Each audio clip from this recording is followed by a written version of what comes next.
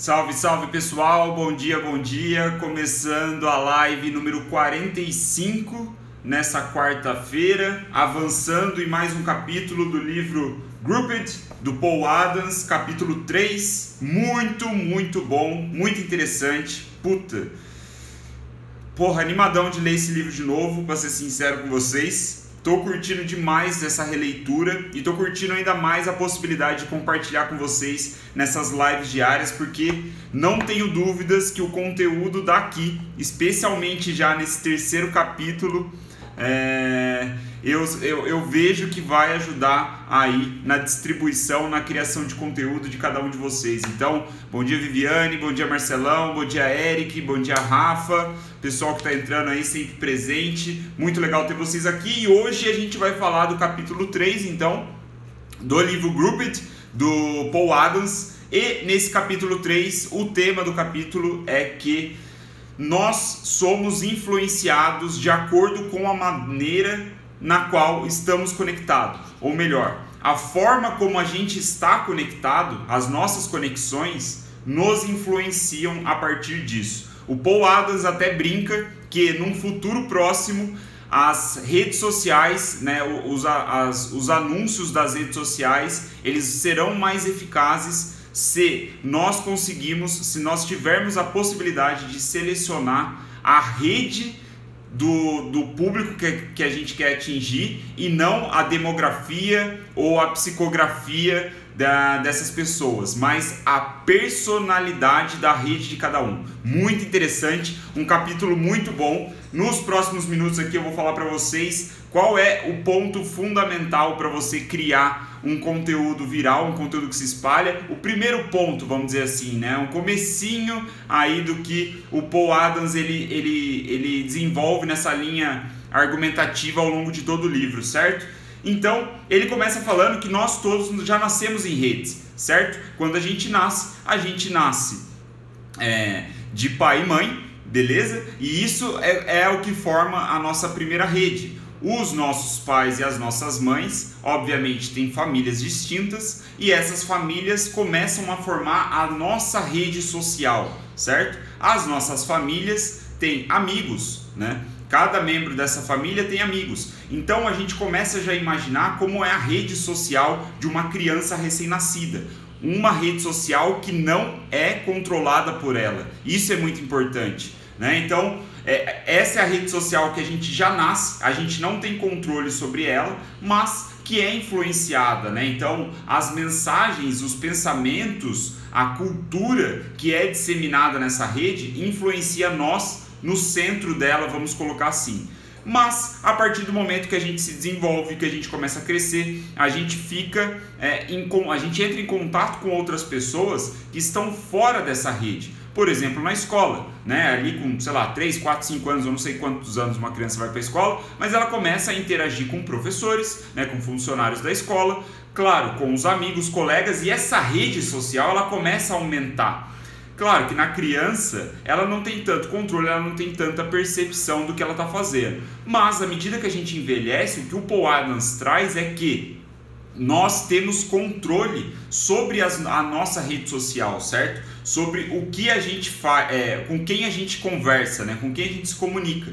E por que isso é importante? Bom, isso é importante porque nós nos conectamos com pessoas como nós, né? Quando ele falou essa frase, pessoas como nós, os mais antigos aqui da live, os veteranos aqui da live, eles já provavelmente vão lembrar das lives que a gente fez na primeira temporada do This is Marketing. Pessoas como nós. O Seth Godin usa muito esse termo no livro dele This is Marketing, sobre pessoas como nós, e é muito bem-vindo eu ler isso de novo em um livro, né, diferente, mas falando basicamente ali de marketing. Então, ele diz o seguinte, essa rede que a gente vai formando ao longo da vida, elas são de pessoas como nós e elas são diferentes, né? A gente tem uma representação que ele traz muito interessante aqui, eu não sei se vai dar para vocês ver nitidamente, mas o que ele está mostrando é que nós estamos no centro dessa rede e a gente tem diferentes faixas de grupos, tá vendo? Ó? É que a imagem está espelhada, mas ó, no nosso círculo interno tem de 5 a 10 pessoas. Aqui de 15 a 30 talvez. Depois do próximo círculo é de 50 pessoas, de 150, de 500. O que isso muda? Muda que a gente tem um laço forte ou fraco de acordo com a distância que esse círculo social, que essas pessoas estão da gente. E aí, como eu estava falando, à medida que a gente vai desenvolvendo na vida, conhecendo outras pessoas, a gente vai ampliando a nossa rede com o nosso controle, a ponto que a gente chega no ponto mais importante do capítulo que está do livro, segundo o próprio Paul Adams, que é o seguinte: a gente vai começar a desenvolver a nossa rede, então a gente vai ter a rede família, mas também a gente vai ter a rede escola, né? A rede de contatos, a rede de amigos da escola, ou seja, um grupo que não sobrepõe ao grupo família, né? Na maioria das vezes, né? Então a gente tem ali o nosso círculo social família, 5 pessoas mais próximas, mas a gente também tem um grupo próximo de talvez 5, 10 pessoas que são os nossos amigos da escola. E aí o ponto interessante, né? Isso a gente pode extrapolar para hobbies que a gente pratica, né? Esportes que a gente faz, a gente acaba conhecendo outras pessoas. Se a gente vai fazer um curso especial ali, intensivo, a gente vai ter outros círculos sociais. Se a gente viaja por muito tempo para um outro país, uma outra cidade, a gente conhece outras pessoas. E isso tudo vai moldando a nossa rede social, beleza? E aí vem o ponto mais importante, presta atenção. Ponto mais importante que, segundo Paul Adams, é o argumento central de todo o livro e ele vai desenvolver ao longo dos próximos capítulos com mais profundidade. Mas é o seguinte: a maioria das pessoas, né, tem grupos de amigos sem sobreposição. Ou seja, nós somos o único elo entre muitos grupos. Então aí eu trago a reflexão aqui para você. Imagina o seguinte: você tem provavelmente amigos de infância, né, que cresceram ali perto do seu bairro, da sua casa, e você provavelmente tem um outro grupo de amigos que pode ser da faculdade ou pode ser de um curso que você fez, de um hobby, que não tem nada a ver. São grupos de amigos diferentes e você é o elo que junta esses grupos. Ele diz que todos nós, seres humanos, temos essa característica, temos essa particularidade, e isso é muito importante para a gente entender como a informação ela é compartilhada de grupo em grupo e possivelmente, não é uma regra que vai acontecer, né? Mas possivelmente é o meio para a gente conseguir viralizar um conteúdo. Então ele fala que essa é a observação mais importante, esse elo de ligação entre dois grupos, né? É um ponto interessante. E aí ele diz: quando a gente pensa, né, em como a informação se espalha, a gente tem que entender que o indivíduo, né, que é o indivíduo elo, é o responsável por passar essa informação. Então, para uma informação chegar do grupo X para o grupo Y, ela precisa passar por você, né? Você é o responsável de passar essa informação. Então isso é muito interessante. É claro que, né, extrapolando a nível mundial, a nível nacional, essas redes são muito mais complexas. Existem muitos pequenos grupos, né? E aí ele diz que, via de regra, os grupos eles costumam ter de 5 a 10 pessoas, né? O que a gente pode considerar um grupo. E aí a gente vem para a grande dica da live, né? Você precisa criar um conteúdo que é provável de ressoar, né, de fazer sentido para pequenos grupos de pessoas. Não é pensar em conteúdo que vai viralizar nacionalmente, que vai atingir todo mundo. Não é nada disso. Você tem que pensar em pequenos grupos, pensar nessa perspectiva, né? Então ele diz que isso faz muito mais sentido do que mirar num apelo universal. É garantir que o seu conteúdo ele é tão bom, né? Ele tem as características virais que fazem as pessoas falarem sobre o seu conteúdo no offline, né? Falarem no mundo real, na mesa do bar, quando eles estiverem almoçando juntos, qualquer coisa do tipo. Então, quando você começa a olhar na perspectiva de grupos e como o seu conteúdo, a sua mensagem pode se encaixar em pequenos grupos e não a nível global, mundial, milhares de seguidores, tenho milhares de visitantes, milhares de views no meu vídeo. Foda-se, não é essa a perspectiva. Pequenos grupos, né? Se a sua mensagem é para universitários, o que você vai pensar? Você vai pensar em pequenos grupos de universitários que têm uma característica X, que a gente já falou muito na primeira leitura do This is Marketing, né? Quem são as pessoas que você consegue servir, né? Quem são elas? Então, mas não quero divagar muito para o outro assunto, voltando aqui, pense em pequenos grupos de amigos, né? Por exemplo, eu faço conteúdo de marketing, eu faço conteúdo de negócios, né? Eu tenho que fazer a minha reflexão em cima de grupos de pessoas que se relacionam profissionalmente, né? O meu conteúdo vai fazer sentido, vai ser passado para frente por uma pessoa, né, que está dentro de um grupo profissional, potencialmente vai passar para colegas de trabalho, para chefes, né, para parceiros de negócio, né, ou então para amigos que também estão num processo assim parecido, de repente de início de empreendimento. Então eu tenho que moldar o meu conteúdo nesse sentido, né, para se espalhar, para fazer sentido, para ressoar, né, a palavra que ele usa, para esses pequenos grupos. Então, um destaque que o Paul Adams dá, tá? Em 2012, esse livro, ele diz: esqueça a ideia de influenciadores. Esqueça a ideia desses mega influenciadores que a gente consegue aí citar aos montes, e só de falar o nome provavelmente vem alguns na sua cabeça. Esqueça essa ideia. Esses caras são fora da curva. Eles não são a maioria, eles são a exceção, e não faz sentido você moldar a sua, na maioria dos casos, tá? É bom colocar esse parênteses, na maioria dos casos não faz sentido você moldar a sua estratégia de marketing em cima desses grandes influenciadores. Porque o fato deles espalharem a sua mensagem, vamos dizer assim, não significa porra nenhuma. Principalmente se você não estiver considerando esses pequenos grupos onde a mensagem se espalha organicamente, no boca a boca, viral, porque ela faz sentido, porque ela ressoa para os grupos. Certo? Então, é a velha discussão do Seth Godin de que as pessoas são o centro de tudo, né? Quem você consegue servir? Quem você pode servir? O que elas vão ganhar com isso? Então, esqueça a ideia de influenciadores. Aí ele até coloca um ponto interessante aqui, o Paul Adams. Ele diz: esqueça essa ideia de influenciadores, porque de certa forma, todos nós somos influenciadores à nossa maneira. Por quê? Porque nós somos especiais por sermos o elo único entre muitos grupos. Entre os grupos de amigos, de família e tudo mais. Então, grupos que não existe a sobreposição de pessoas, ou melhor, onde você é a única sobreposição no membro do grupo, você é um elo importante, você é um influenciador por conta disso, certo? Então, ele diz aí, a reflexão final é para pensar em um conteúdo que se espalharia dentro de um grupo, né? É você imaginar, de novo, uma reflexão aí, vamos dizer que você é um nutricionista e você quer disseminar alguma ideia nova, alguma ideia pertinente sobre alimentação, e você acha que o grupo que faz mais sentido receber essa mensagem é uma família, certo? Porque a família, ela tende a se importar com a saúde ali do grupo, né? Todo mundo se importa com a saúde da família, então uma alimentação balanceada, boa, equilibrada entre todos os membros é pertinente. Então, como que você pode começar a pensar no seu conteúdo?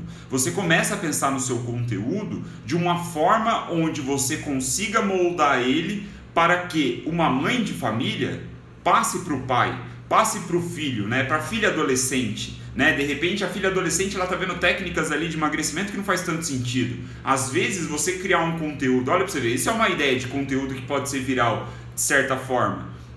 Você criar um conteúdo para mães que mostra como elas podem ajudar as filhas a emagrecerem de um jeito correto, por exemplo, né? Então é pensar em pequenos grupos na perspectiva e no contexto de cada negócio, né? de cada um de vocês. Então a ideia é que pensar no conteúdo para ele se espalhar dentro de um grupo, e então, por isso, potencialmente, esse conteúdo pode se espalhar de grupo em grupo, né? Ele ser bom o suficiente que, ao acontecer o compartilhamento, os outros membros do grupo que receberam, vamos dizer assim, em primeira mão, vão falar assim: porra, eu conheço outras pessoas, eu participo de outros grupos que têm essas características aqui, que se interessam por isso, e eu vou passar para lá. É até legal você fazer uma reflexão, que eu já fiz bastante, até fora desse livro, usando o WhatsApp, né? Provavelmente você já compartilhou um conteúdo de um grupo que você participa, de repente da faculdade, sei lá, um grupo de amigos da faculdade,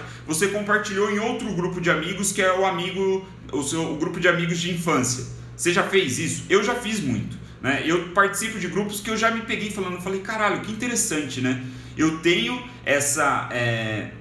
eu participo de grupos com membros completamente diferentes, né? O meu grupo da faculdade é completamente diferente do meu grupo de amigos de infância. Eu sou o único elo entre os dois grupos e eu fui o responsável por fazer o conteúdo passar, né, de um grupo para o outro. Isso é uma visão muito interessante. Então, e o WhatsApp é o exemplo perfeito para a gente ver essa percepção de pequenos grupos de amigos movimentando o compartilhamento de web, né? Porra, a nossa eleição agora de 2018 foi moldada em cima do WhatsApp, né? Tudo esse compartilhamento.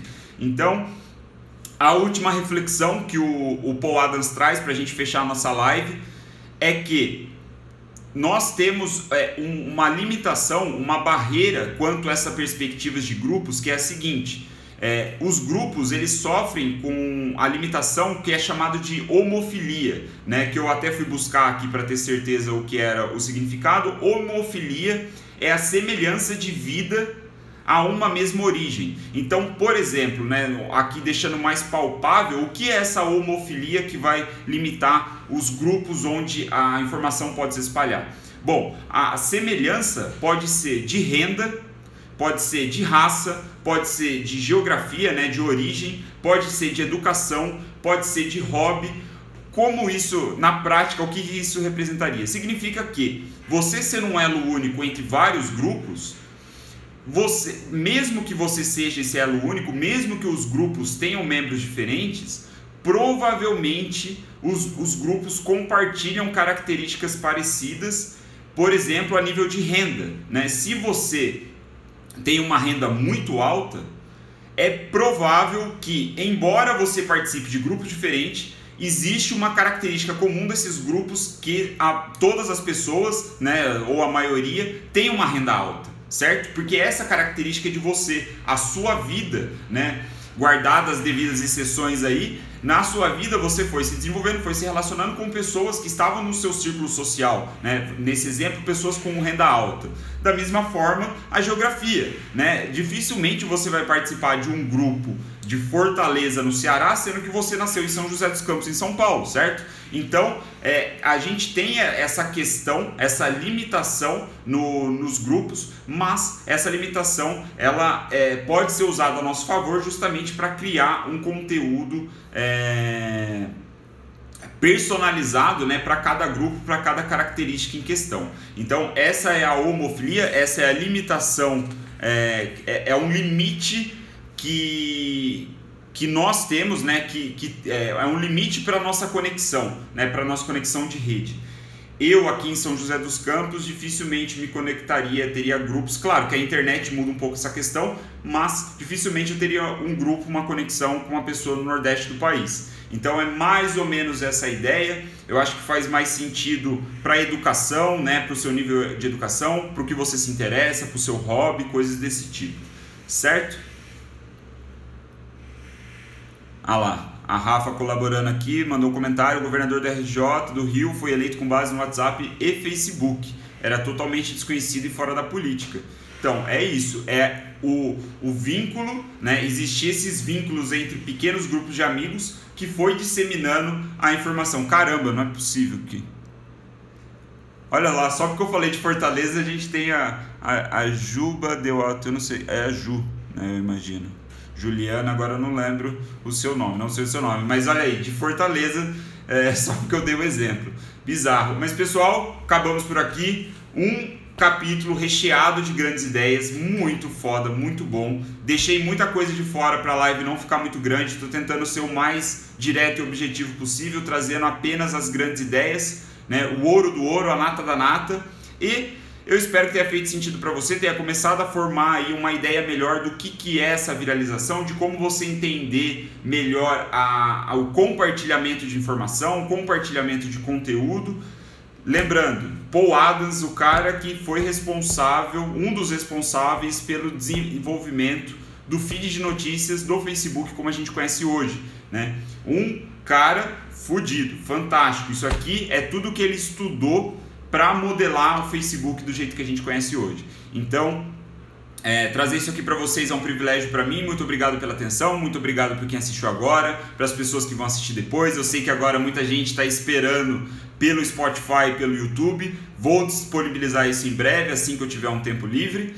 E é isso. Estamos aí nessa jornada, né? Vale lembrar agora, tem gente nova no pedaço. Eu estou fazendo isso porque eu cheguei à conclusão que quando eu morrer eu quero ser lembrado como um profissional que dominava tanto teoria quanto prática. Para um dia, quem sabe, eu dominar a teoria, eu preciso ler pra caralho todos os dias, estudar, fazer as minhas anotações e aí trazer para vocês e compartilhar um pouco dessa teoria para melhorar a sua prática, para melhorar a minha prática e a gente evoluir juntos, dia após dia, leitura após leitura, conteúdo após conteúdo. Recomendo pra caralho esse livro, quem quiser comprar e acompanhar a leitura junto comigo, a Gabi Santana, minha amiga, também já está fazendo. Ela me mandou mensagem falando que comprou o livro e está fazendo a leitura junto. Então fica também aí o convite, certo? E nos vemos amanhã às 9h03 da manhã, como sempre, com o próximo capítulo aqui do livro Grouped, que é o capítulo 4, né? Como nossos relacionamentos nos influenciam. Provavelmente, né, uma extensão, aí, uma continuação desse capítulo 3, uma continuação dessa linha de raciocínio de como as redes sociais funcionam. Redes sociais, offline ou online, certo? Espero que tenha feito sentido para você. Se você curtiu, manda para um amigo, ajuda eu compartilhar essa informação, se fez sentido para você. Se você tem curtido acompanhar essas lives, manda para um amigo aí que compartilha o mesmo interesse da gente, certo? Muito obrigado, vejo vocês amanhã.